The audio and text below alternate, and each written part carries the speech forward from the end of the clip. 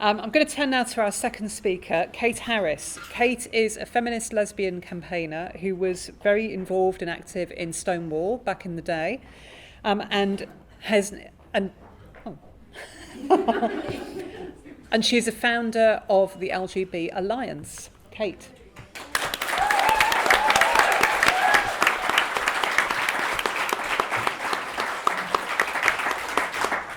Thank you very much, and following on from Sarah, I would just like to repeat what she said. I never thought I'd be doing this in 2020.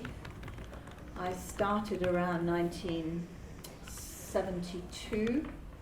I thought we were making decent progress, and for the last, I suppose, 4 years, my life has been utterly changed by what's happened to all of us, to each one of us.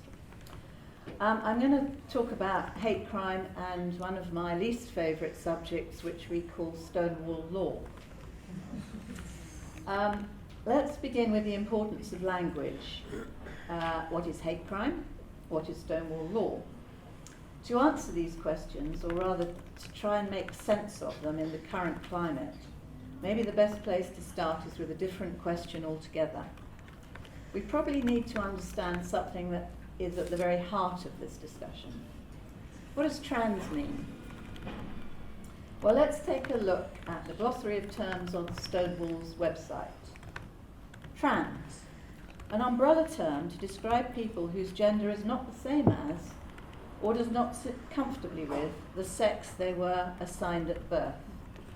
Trans people may describe themselves using one or more of a wide variety of terms, including, but not limited to, transgender, transsexual, genderqueer, gender fluid, non-binary, gender variant, cross-dresser, genderless, agender, non-gender, third gender, bigender, trans man, trans woman, trans masculine, trans feminine, and neutral.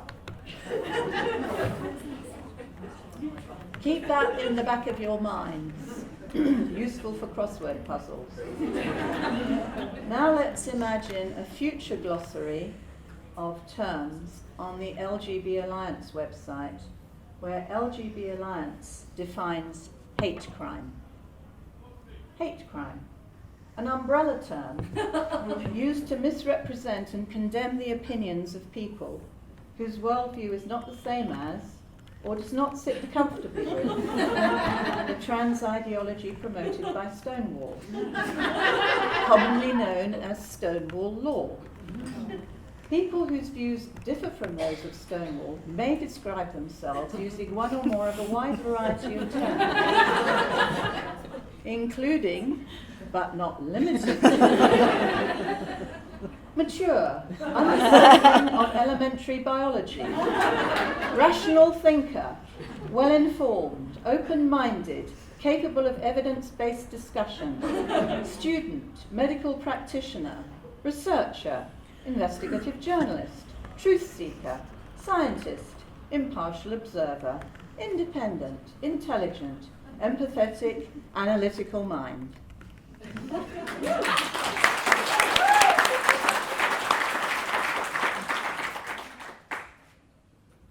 So what do I mean by Stonewall Law? First, a bit of history. Bev Jackson, she and I are the founders of the LGB Alliance together.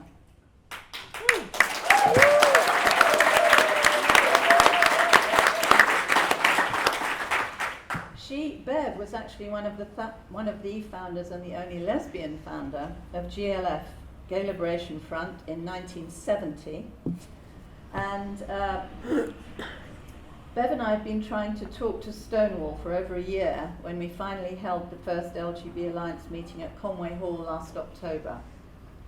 In my case, trying to engage with Stonewall included setting up a petition with Johnny Best, I don't know if Johnny's here, back in October 2018.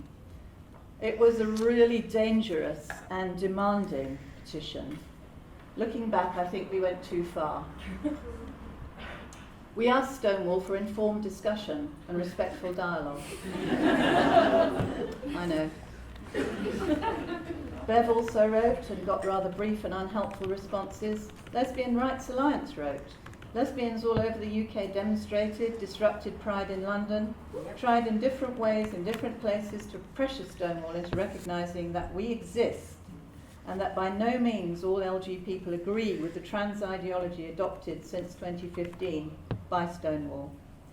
Kathleen Stock, Simon Fanshawe,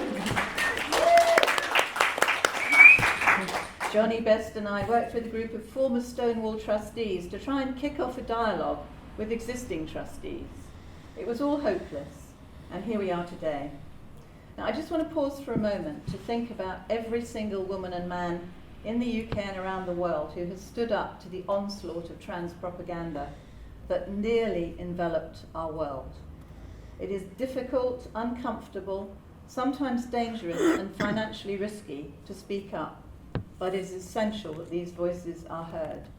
We, believe it or not, LGB Alliance, are the first, and we believe the only, so far, LGB organisation in the world to state that sex is binary and immutable, that same-sex attraction is real, and that gender is a social construct.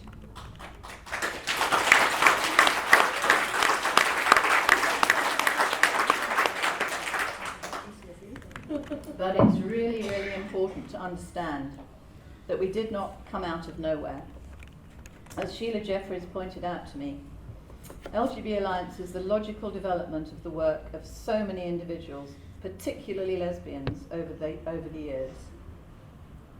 We are a broad tactical alliance whose goal is to work with senior policymakers in local and national government.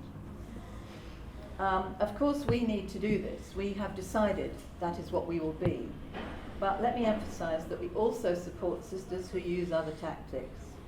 In a battle on the scale of which we are faced, the efforts of every single one of us matters. And it is so important that we do not waste a minute of our time on anything other than fighting our common enemy, lies and disinformation. So, what you've all been waiting for, what is Stonewall Law? At our first LGB Alliance meeting in October, we announced that we are about deeds, not words. We asked attendees to vote in support of a letter that we'd written to the EHRC, requesting they launch an inquiry into whether Stonewall is in breach of the Equality Act, specifically in the areas of replacing the protected character of sex with gender, which, as we know, at a stroke, eliminates homosexuality. Second, by the use of the words gender identity to replace gender reassignment. And third, by neglecting their quasi-statutory duty under the 2010 Act to foster good relations between those of a protected characteristic and those not. We got a very nice reply from the CEO, Rebecca Hilsenrath, saying that she would be pleased to include us in discussions in future, but no, we certainly didn't have a case. So we left that and gave up. No, we didn't. That was on the 14th of November. Since then, we've instructed lawyers to pursue the matter using money raised from our Just Giving page. Thank you to each of you who has contributed. Your generosity has been astonishing, and we hope it will continue as we have just raised our target to ask you for another £50,000. Now, we've put on our website what the first £50,000 has gone on. And believe me, a lot of it is on legal fees, on IT, on our design, our lovely new brochure, and on the work that we're doing. But everything that we do is by volunteers. So Fatina works full-time on this, I work full-time on this, Bev works full-time on this, and many others in our group work on this with no reimbursement. So every penny that you're giving goes directly to fight this battle. Okay, back to the EHRC. By the 3rd of February, our fantastic lawyer was ready, and she has sent what we think is a very powerful letter to the EHRC, so powerful that in parts I couldn't even follow it. Sarah, I'm sure you would be able to, but it is brilliant. It is brilliant, and it's broadening our request to look at not only Stonewall as an organisation, but more broadly its influence across the public and private sector. We have been interestingly, this time the letter was sent by a QC, and the day it was received, the head of the EHRC Director of Communications contacted our lawyer to say it was received, and we would be getting a reply within 20 working days. We won't discuss the contents, but once we have the reply from the EHRC, you can be assured that we will of course share their response. We hope it will be explosive one way or the other.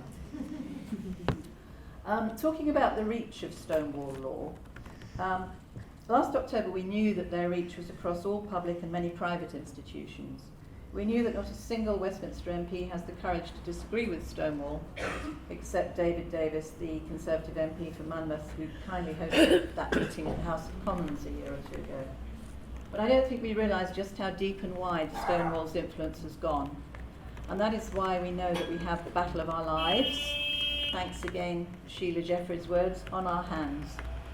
Stonewall Law has actually become the law of Her Majesty's government, the law as laid out by the CPS, as taught by the Department of Education, as described by the Government Equality Office, as implemented by the NHS, as used to limit freedom of ideas at universities, as enacted by theatres, equity, the world of art, the BBC, the media, as enforced by the police, and of course as used in rulings by the judiciary.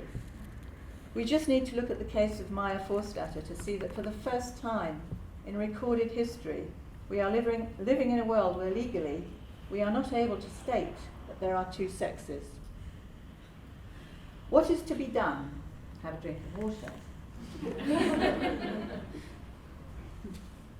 Well, you are all doing it. We are doing it. The world is looking. Most, I think, with a huge sigh of relief, and some activists perhaps becoming a little anxious as they see the first breaches in the dike of trans ideology.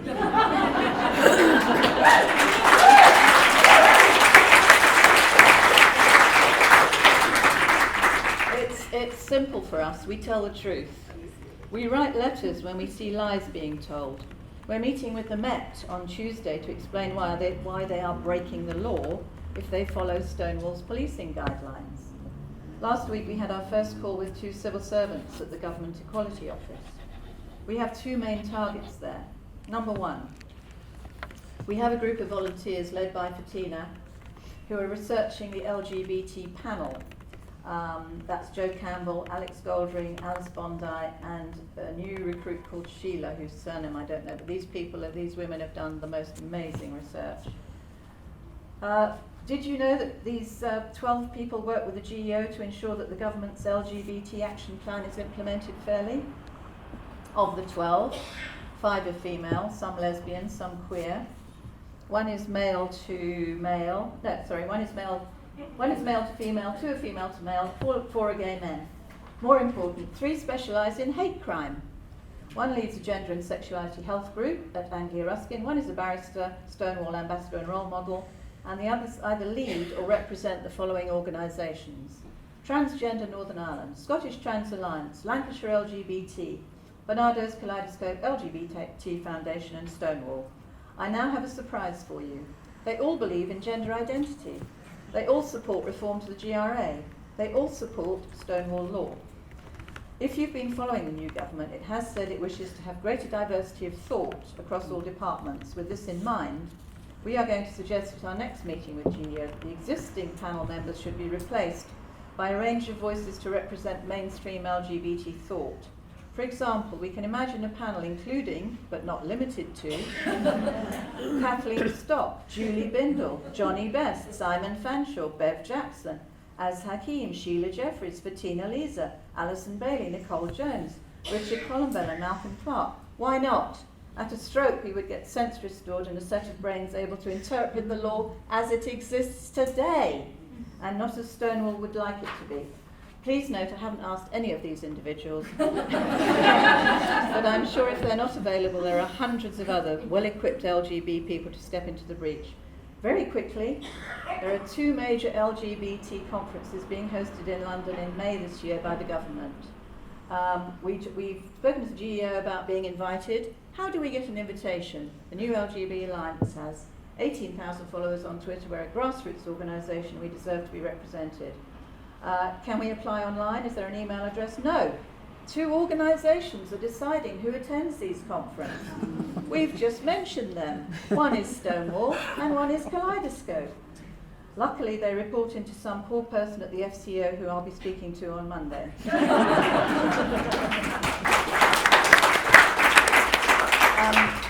I know I'm running out of time, so I just want to say we've set up our first volunteer PR and lobbying group. We're starting to contact parliamentarians. Our first goal is to stop the rollout of the Stonewall Creating an LGBT Inclusive Primary Curriculum, which is due for rollout in September. That will be stopped. That will be stopped.